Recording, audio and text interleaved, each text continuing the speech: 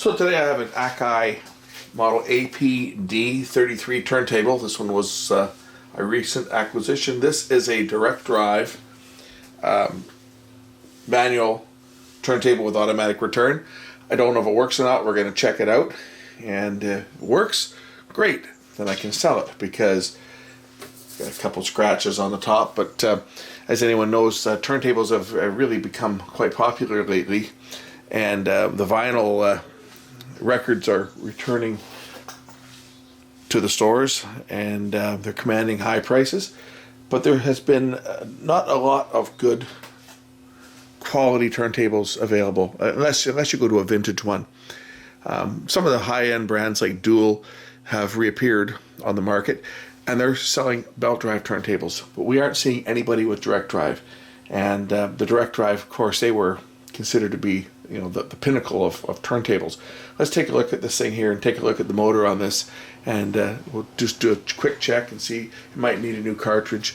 I think it's got a cartridge here that I can replace, but we'll take a look at it and also show you some of the other things I'm going to be working on, because I just got a whole carload of stuff. So I'll give you a little taste of what's going to be coming up here, just so you guys can salivate over this a bit. So some of this equipment is for a client that owns it, and he wants some of it back, but other stuff is been given to me. This piece here is this has got a problem. This is a 400 disc Sony DVD changer, and apparently the disc count is out by one, so we'd like to see if we can get that fixed. That's not a bad piece, but what's behind it is what's interesting. So I've got a nice stack of equipment. Actually, I have two stacks of equipment, and we'll go through what's going to be worked on here shortly.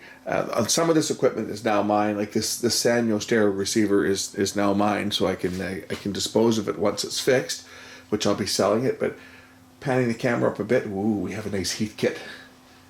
Okay, this is going to be a nice unit. I have the manual for it too. We have a couple cassette decks as well. Okay, it's a Fisher and a Sanyo. Okay, nothing special about that. Here's another piece that the owner of it wants back. A nice Marantz cassette deck. Other side of the pile, okay, I got a couple of CD players, which, I mean, whether they're workable or not, I don't know whether we'll get them working or not. I'm not going to spend much time on them. We'll take a look and see on separate videos, obviously, see what's going on with them. An old Viking AM/FM, and you see this? It's got an 8-track recorder, not just a player, but an 8-track recorder. So this could be an interesting unit, and I haven't had an 8-track deck in forever. I used to actually have an 8-track recorder, and I don't know whether I've still got any recordable or any tapes that I can record on. I have a couple pre-recorded 8-track tapes, which I won't be erasing to test it out for sure if they actually still play. But this is a recorder, but I'm gonna go through and see whether I can actually find any of the old recordable 8-track tapes that I had, and see if we can get this sucker working. This is an old Viking. This was sold in Canada by the Eaton's company, and this is now my piece. So this will be a piece that I'll see if I can get this working. Another Marantz receiver here. This one's the fellow that supplied me with this stuff. He actually wants this Marantz receiver, and I got another Marantz receiver below this one, but I'll show you what's in front of it too. This is another very unique piece and a very rare piece. So this is mine now. He gave me this unit here.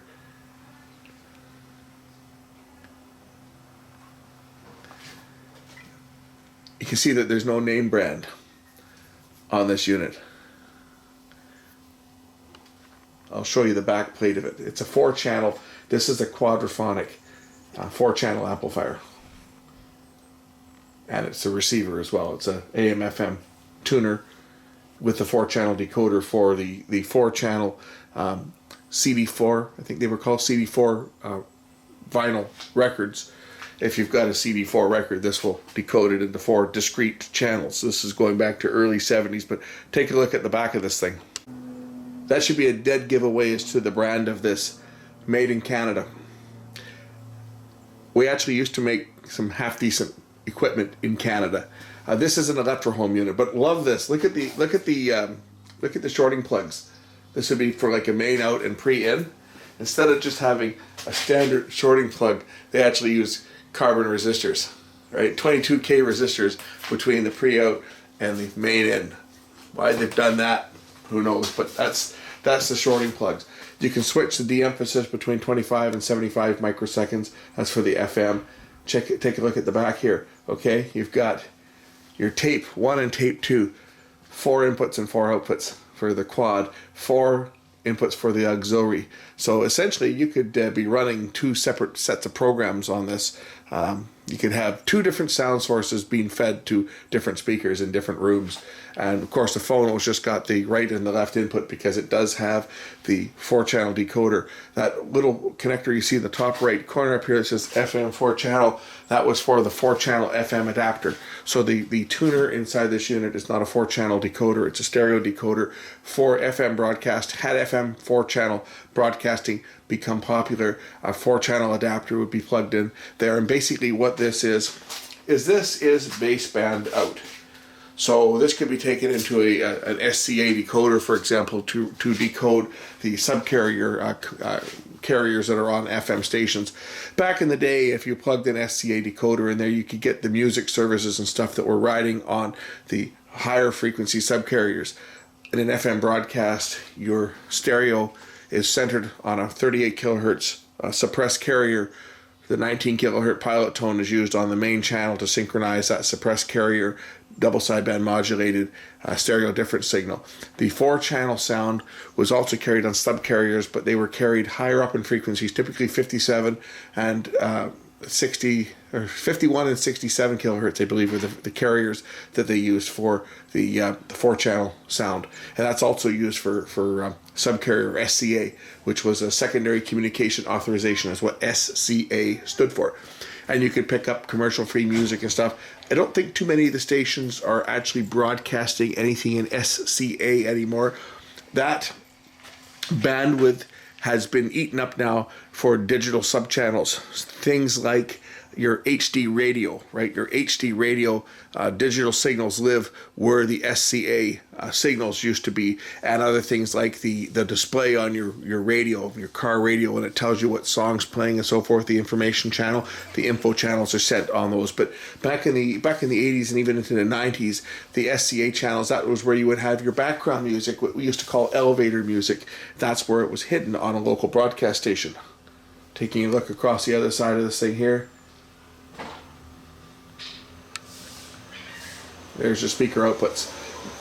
Notice the warning, floating grounds. Do not use with common ground systems. And that was because when this unit was in 2-channel mode, it's a biamp system. So you're using, to double the power, you're using all 4 channels.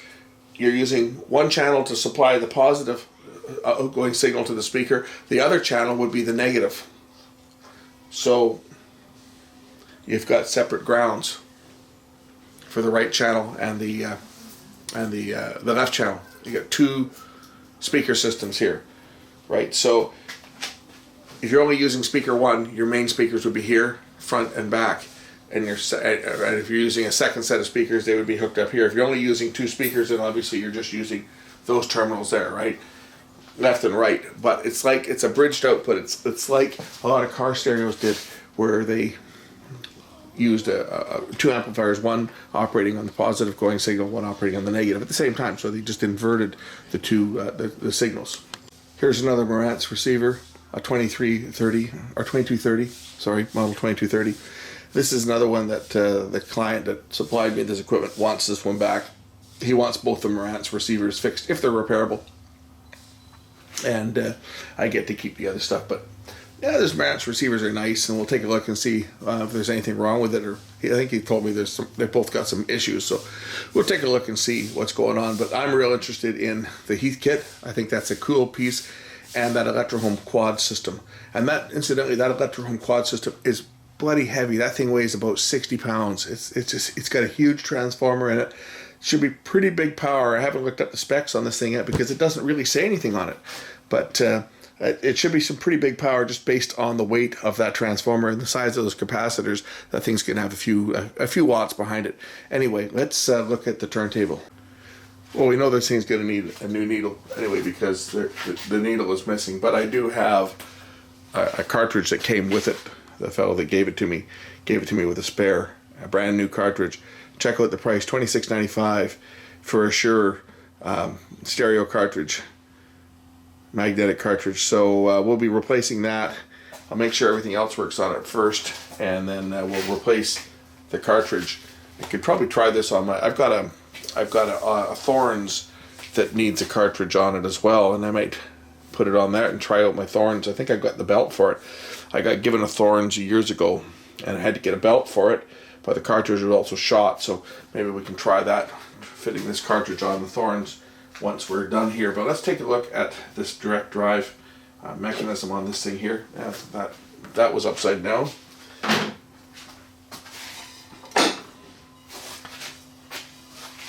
So there's the mechanism, and it's a direct drive motor underneath here. If we want to take a look at the motor, I can pop the bottom off this thing here. It's going to be a 3-phase motor that drives it. There's not a heck of a lot to these things. As you can see, a belt drive turntable would have the belt, and it would have a separate motor. This one here just has the reject, so when the motor is turning, when you press the return key or the reject key, which is, I think, probably sticking, maybe not, this might be a solenoid. Actually, this is a solenoid on this one, so it's got power. So when you press the reject key, or when the tone arm gets over to the innermost position, this solenoid trips, which will then push this little lever over, and it will operate the mechanism, which will, through a cam underneath this gear, will cause the tone arm to retract.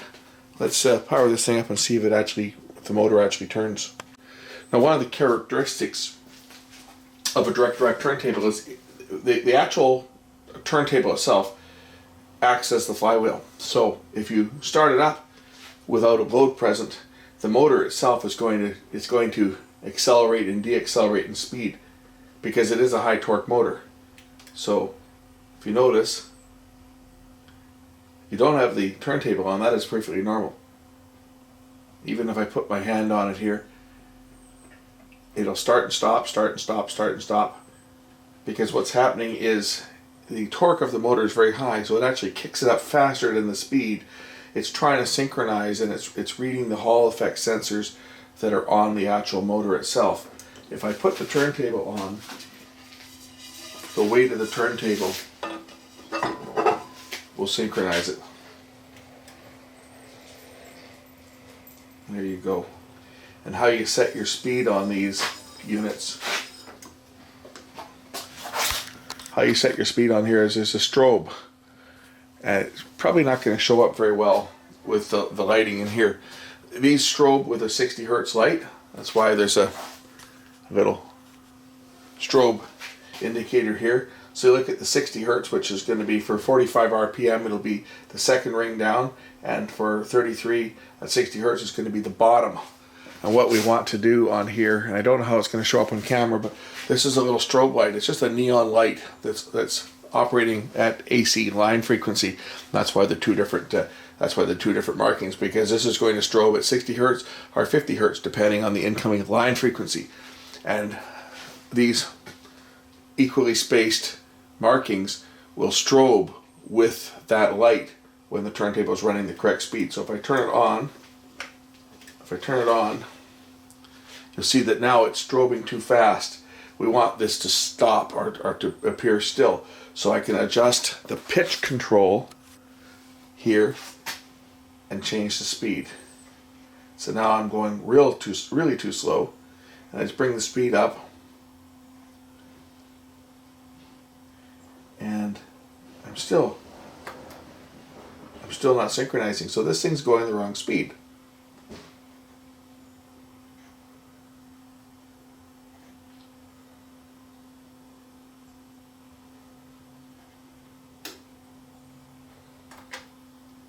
For 33 RPM, it should be the bottom, should appear stationary. That's too slow, and as I speed it up, so it's running a little slow. Looks like it's running a little slow. It should be running a little bit faster. If I just turn it up a little bit by hand, that would be the right speed. See that? Now I'm going a little too quick. So we have a problem with this unit. So let's take this thing apart. I want to take a look at the speed control. It may be a capacitor that's drifting. It may be a resistor that's getting a bit out of spec. This is just a variable resistor, so I can probably compensate for that by changing the value of one of the resistors to either give it a little more resistance or a little less resistance, depending on what it needs. But there's the 33 speed. If I go up to the 45 speed, again, it's a little bit off too. It's just a little bit slow. And if I just give it a bit of a helping hand, I get the speed correct. So let's take this thing apart and see why it's going the wrong speed. So to take the unit apart, we're going to remove the screws from the bottom. Here's the large direct drive motor on the unit. All the screws removed. Here's our circuitry, and here is the motor itself. There looks to be a couple of adjustments on there, so there even may be a master speed adjustment. One of these pots here. There's probably the rough adjustments, and the speed control is right here. This is the pitch control. That's a fine adjustment. I'm thinking that there's 5 pots on here, 6 pots. So some of these may be the rough adjustment, and then again the fine adjustment. This is the motor here. It's a servo motor, and it's going to be a 3-phase motor, so it's driven by the circuitry on here, and it's going to provide a feedback signal that tells the servo circuit what it's actually doing. It'll have a frequency generator in it. I have another old Sony direct drive turntable that if I can find it, I'll haul it out and show you the operation of that one. And it's kind of cool because it actually, on the inside of the turntable itself, there's a brown coating of what looks like magnetic tape, and actually it's not magnetic tape. It's a sprayed on magnetic coating, and there's actually a pickup head which actually sits facing the inside of the turntable, and it picks up a magnetic signal that's encoded all the way around the edge of the turntable, and that's how it sets its speed. It's a different type of servo, and if I can dig that one up, I know I've got it somewhere. If I can dig that unit up, we'll take a look at the operation of that unit at some future date. But what I'm going to do on this thing right now, I'm just going to study this thing for a minute and see if I can figure out which one of these controls the rough speed. I'm pretty certain that one of these is going to be the rough speed for 33 and the other one's going to be the rough speed for 45. And I'm just going to take a look at the circuitry and see if I can figure out which one it is. Okay, looking down from the top, here's our speed control here. And the pair of wires come off. The yellow wire is our feedback voltage wire that goes back to this terminal on the board. The other pair of wires come over to the switch down here, which is the speed selector switch, and then it returns back to these 4 terminals here. So if we measure between either side of the wiper, if I'm on 33, I believe I've got continuity there. I switch it to 45, and it's this one. Wonderful.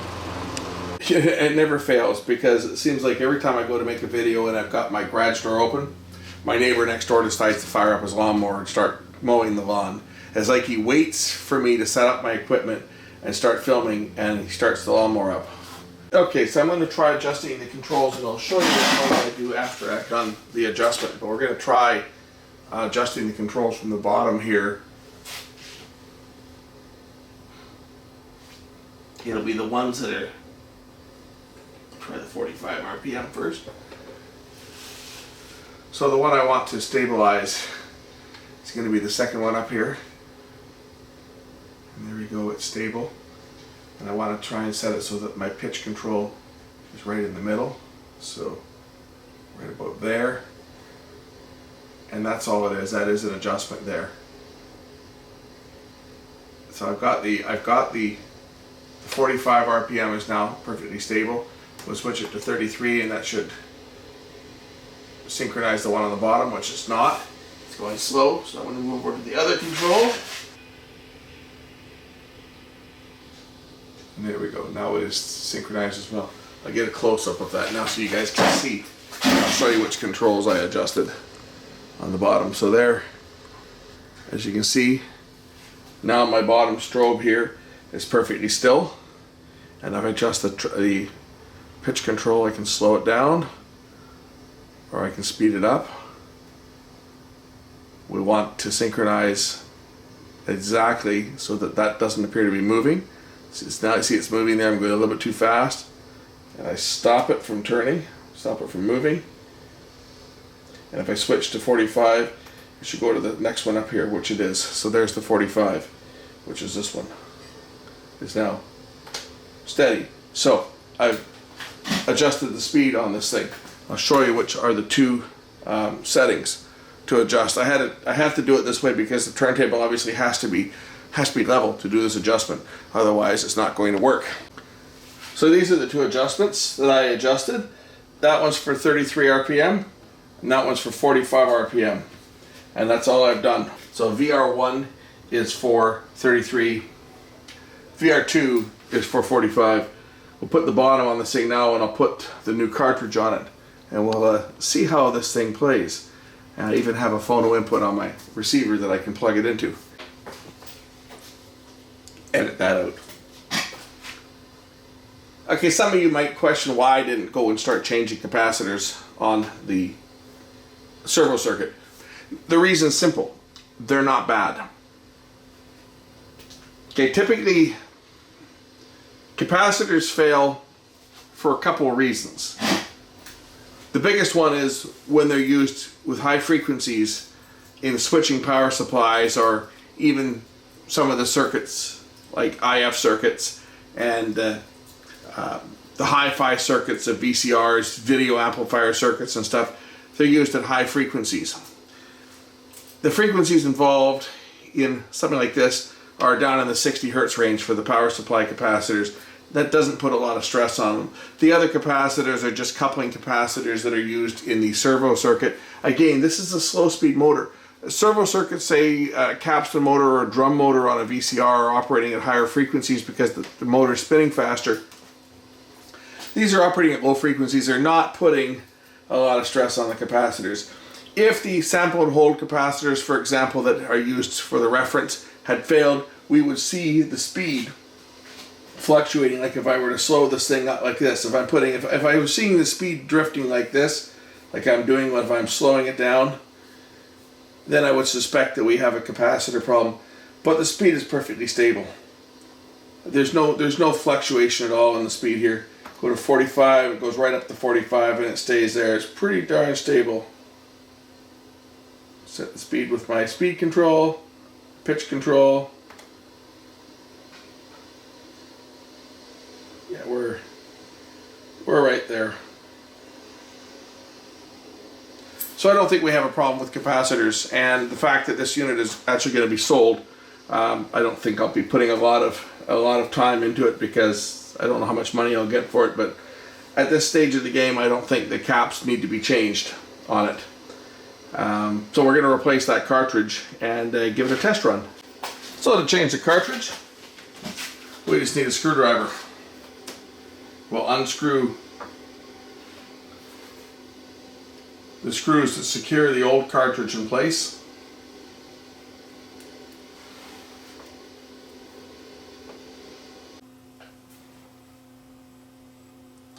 So making note to which wires go where. Some cartridges are marked. Our two ground wires, our blue and green wires, go to the bottom, and the red and the white wires are our audio signal. They go to the top. At least on this particular cartridge.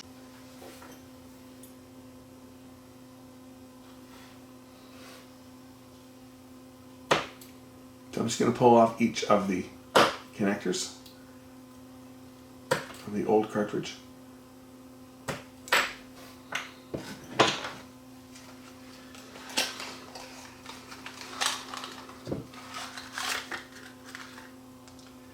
And we get out the new cartridge. Now the new cartridge uses a little longer screws, I think, than the old one.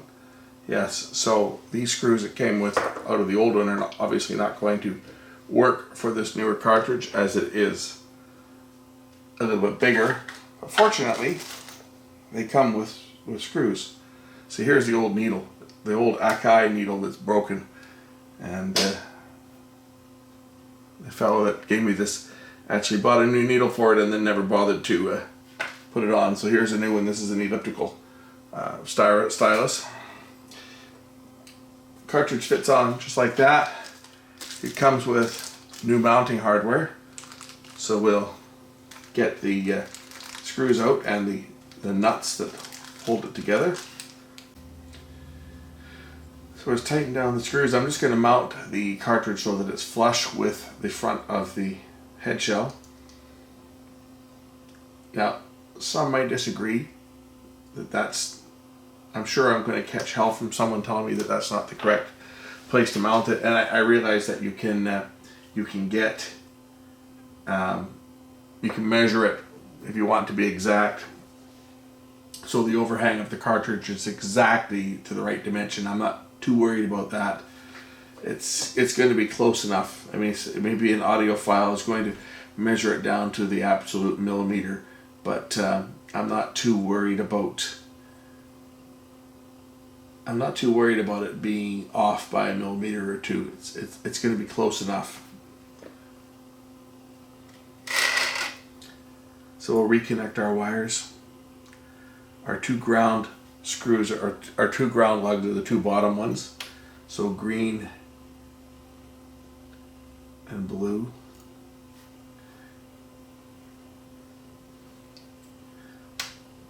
Followed by red.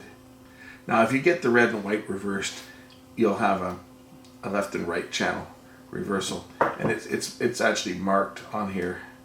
The right is the red, which is normally the red, and the left is the white, which is this one up here. And it actually is marked. See, it says right ground, which is green, left ground, which is blue, red, which is the hot for the right, and white is the hot for the left. Slide that in place like that. Now we can remount the cartridge into the turntable.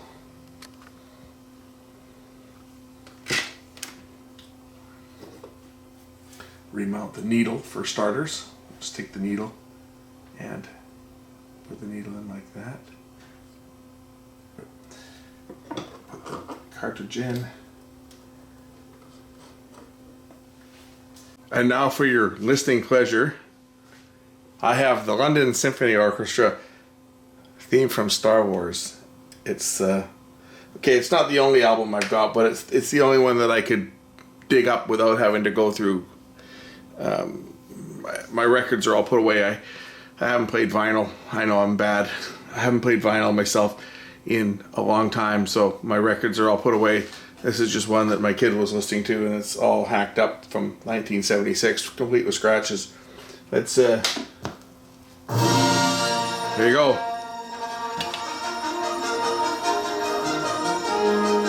And it's playing, and I don't want to play this for more than a few seconds because you know how they will tend to get upset with me if I play it for more than a few seconds. But we'll play some other stuff here. It's working.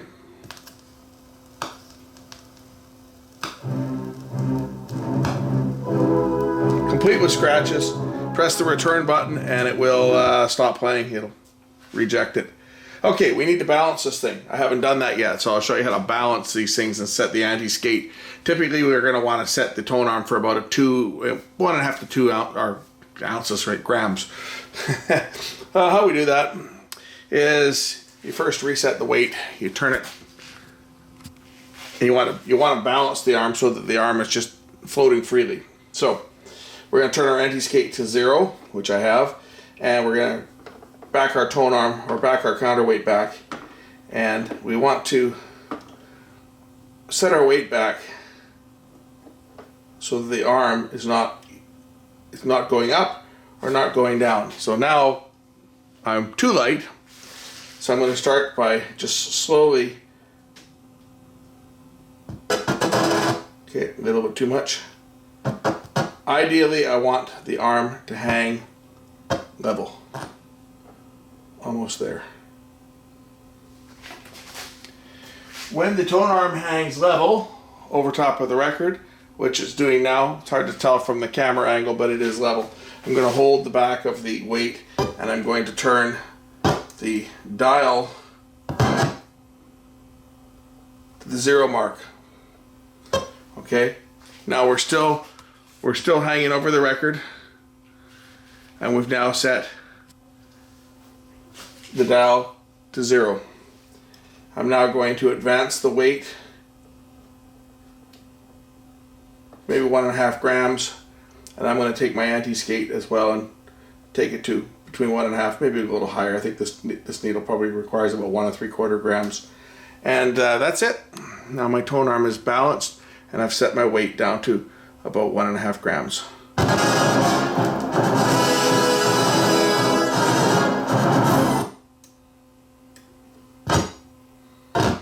Oh, and of course the anti-skate, what that does is that puts a force back to stop the tone arm from skating over, because the really light tone arms that they made were bad for when you're running your counterweight very low. They had a tendency, just the drag from the record, to pull the needle in, so you applied a bit of a force back. That's what the anti-skate adjustment was for. This one probably needs about 2 grams. I'm thinking this particular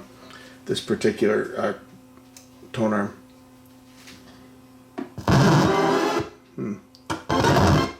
Need a little more anti-skate. Turn that a little higher. Okay. I think my switch might need to be adjusted too. Yes, I'm gonna have to take this thing apart again.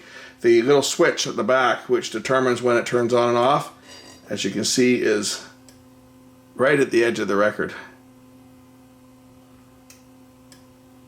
So I may need to adjust that. So let's do that. Now obviously, to protect my new needle I just put on, I'm going to remove the cartridge and lock it in place. I do have to remove the rubber mat and the tone arm again, because I actually have to disassemble the unit. I got to turn it over and disassemble it. I'll show you, there's a little mechanical switch at the back which is activated when you move the tone arm, and that little switch is just out of adjustment.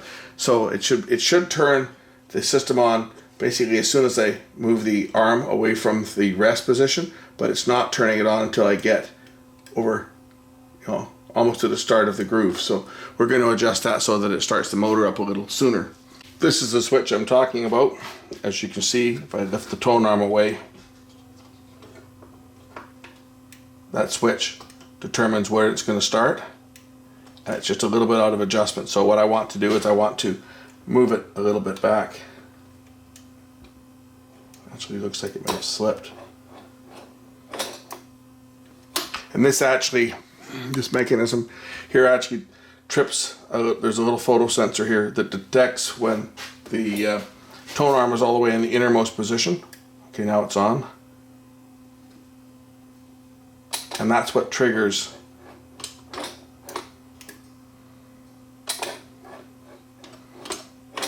right, there's the auto stop, right? When there's a photo sensor over here. I think it's a photo sensor. Yeah, it's a photo sensor. When this little metal blade here interrupts the photo sensor, that's what tells the system that the record has reached the end. And it operates this lever, which, as you'll see, does 2 things. One, it raises the tone arm. This is the damper. And it also pushes back the tone arm, so it raises it, pushes it back, and drops it. Let's see whether I've made my adjustment to start the record earlier. Okay, we'll try this again. Queuing arm up, move the needle over, and now it starts before I get to the record. So I've just made an adjustment, enough of an adjustment, and I drop it down, and it will play. And now we'll do the same at the end of the record. I'm going to stop it now. I'm going to go over to the end of the record here, and I'm going to drop the needle down at the end. And maybe not quite far enough. There we go. I want to just make sure that the auto stop picks the tone arm up and removes it, or returns it back and shuts down. So there it goes. And shuts off. And if you guys can guess who this is, if you guys can guess who that is, I don't know, you'll win a prize. That's a very rare recording, and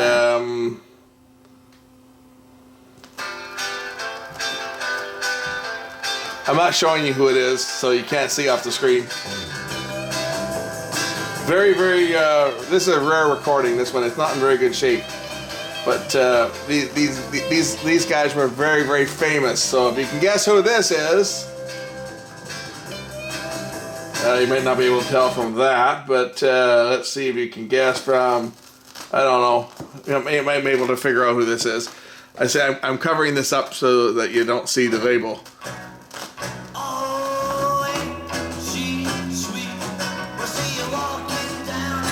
Okay, that's a very rare album. This one was only available in Canada. Let's see if you guys can figure out who it is.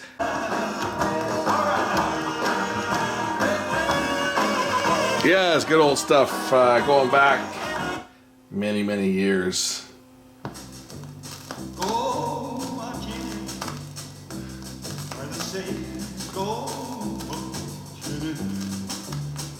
Anybody care to guess the name of this band? Can you name that tune? We know it's the Saints Go Marching In, but can you name who it is? Crazy feet that dance and eat has sweet Georgia brown. Fella sigh, even cry for sweet Georgia brown. Can you guess who it is? Let's see if you guys can figure that out, because yeah, okay. Yeah, we'll just leave it at that. I'm sure a few of you guys out there that are into music will probably figure out who that mystery band is on this rather rare pressing that's not in very good shape, but it's a rare pressing to have. Sound off in the comments and let me know who you think this is, and what's the name. If you can figure out what the band is, what's the name of the album? That's another one. And there's a clue. There's the album cover. Catch you in the next video. Bye for now.